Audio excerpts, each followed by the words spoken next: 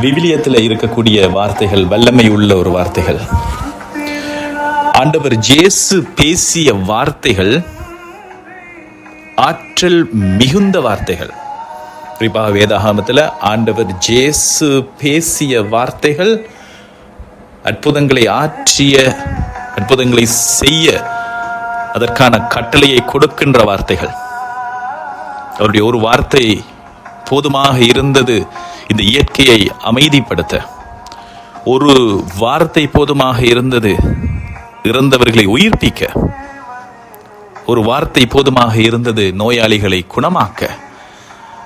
இறந்து போயிருந்த அந்த சிறுமியை பார்த்து தலித்தாக்கும், எழுந்திரு என்று சொன்ன அந்த வேளையில் அந்த குழந்தை இறந்து போயிருந்தது சிறுமி உயிரோடு வந்தாள். லாசரை பார்த்து கல்லறையில வெளியே வா அப்படி என்னும் பொழுது லாசர் எழுந்து வெளியே வந்தான். அன்பான சகோதர சகோதரிகளே, இந்த விதமாக ஆண்டவர் இயேசு பேசிய வார்த்தைகள், அந்த வார்த்தைகள் இந்த பிரபஞ்சத்தில் நிறைந்து இருக்கிறது. அந்த வார்த்தைகளை நாங்கள் சொல்லி சொல்லி வேதாகமத்தில் இருக்கிற ஆண்டவர் இயேசு பேசிய வார்த்தைகளை சொல்லி சொல்லி நாங்கள் மன்றாடும் பொழுது ஆசீர்வாதங்கள் எங்களோட வாழ்க்கையில பெருகி வரும். இந்த விதமாக அன்பார்ந்தவர்களே, இயேசு ஆண்டவர் பேசிய இறுதி வார்த்தை என்ன அப்படி என்னும் பொழுது அந்த வார்த்தை மிக மிக மிக வல்லமையான ஒரு வார்த்தை. யோவான் நற்செய்தியில நாங்கள் பார்க்கிறோம். யோவான் நற்செய்தி 19ஆம் அதிகாரத்துல 30ஆம் வசனத்துல ஆண்டவர் இயேசு இறுதியாக பேசிய அந்த வார்த்தை, எல்லாம் நிறைவேறிற்று என்று அவர் சிலுவையிலே இருந்து அவர் கூறிய அந்த வார்த்தை. அன்பார்ந்த சகோதர சகோதரிகளே, டெட்டலஸ்டை அப்படி என்று சொல்லி கிரேக்க மொழியில அந்த வார்த்தை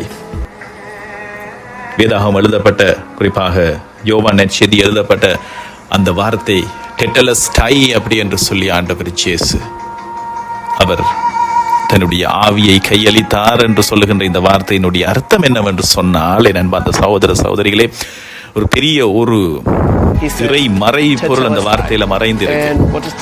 இந்த வார்த்தையினுடைய அர்த்தம், அந்த காலத்துல ஒரு கணக்கை செலுத்தி முடிக்கிற பொழுது, அதை நாங்க இப்படி யோசிச்சு கொள்ளலாம். ஒருவர் கடன் வாங்குறார். அவரால் அந்த கடனை செலுத்த முடியாம இருக்கும் பொழுது அந்த கடன் கொடுத்த அந்த எஜமான் என்ன செய்வார் என்று சொன்னால், அவன் இந்த கடன் வாங்கிய இவனுடைய இருக்கக்கூடிய எல்லா சொத்துக்களையும் அவன் எடுத்துக்கொள்வான்.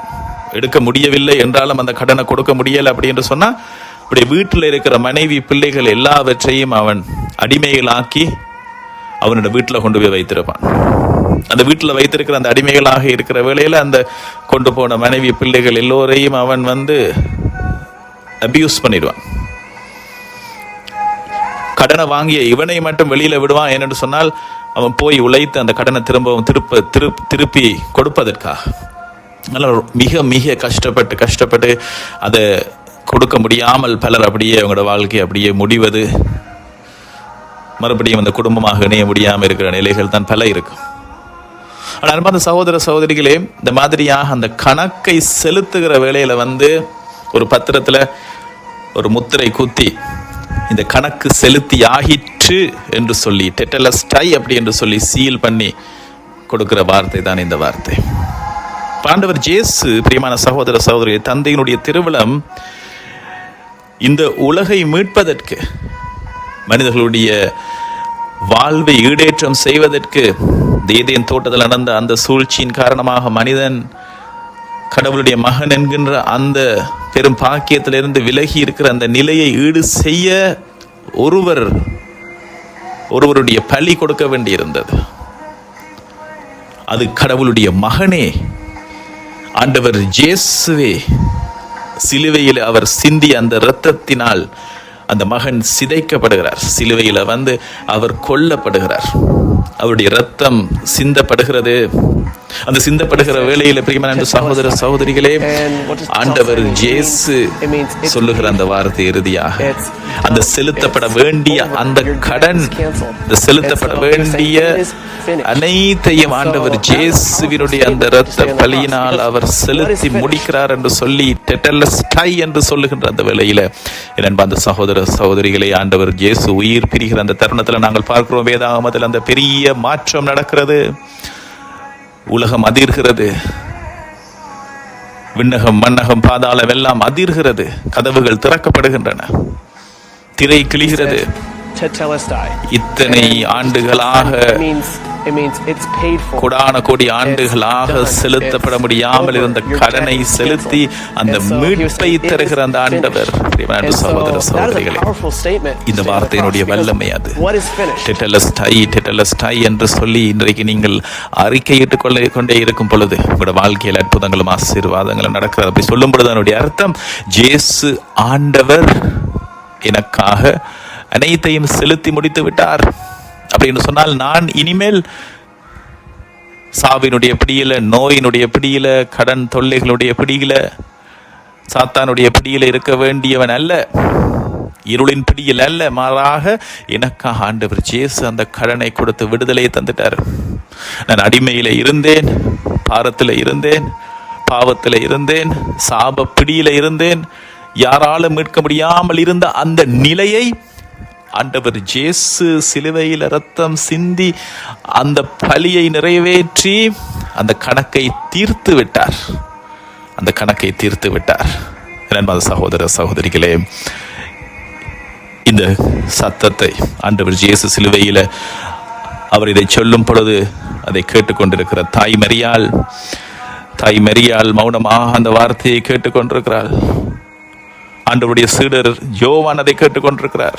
நாங்கள் பார்க்கிறோம், யோவானுடைய நற்செய்தியில் இந்த வார்த்தை அவரை எழுதுகிறார். ஆண்டவர் இயேசு கடைசியாக சொன்ன வார்த்தை டெட்டலஸ்டை என்று சொல்லி கூறி தலை சாய்த்து உயிர் விட்டார்.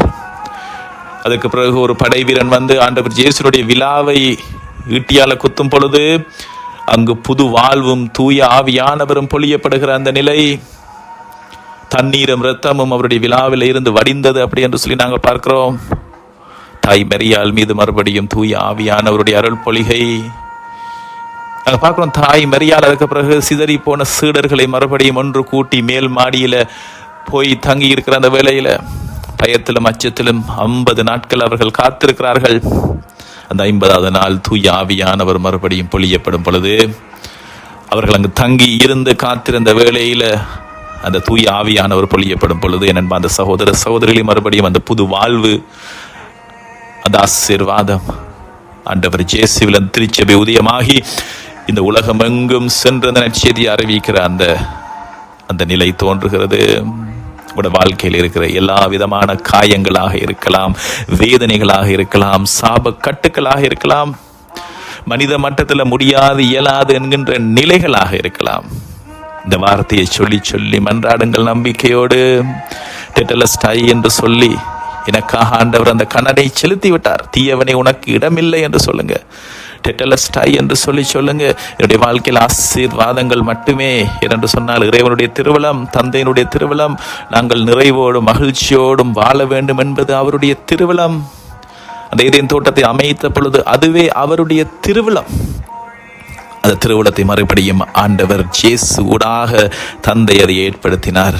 தந்தை மகன் தூய ஆவியானவர் அந்த நிறைவான வாழ்வு எங்களுக்கு தருகிறார்கள். பிரியமான சகோதரர்களே, இந்த வார்த்தையை காலை வேளையில் அடிக்கடி நீங்க சொல்லுங்க, அடிக்கடி நீங்கள் கேளுங்கள்.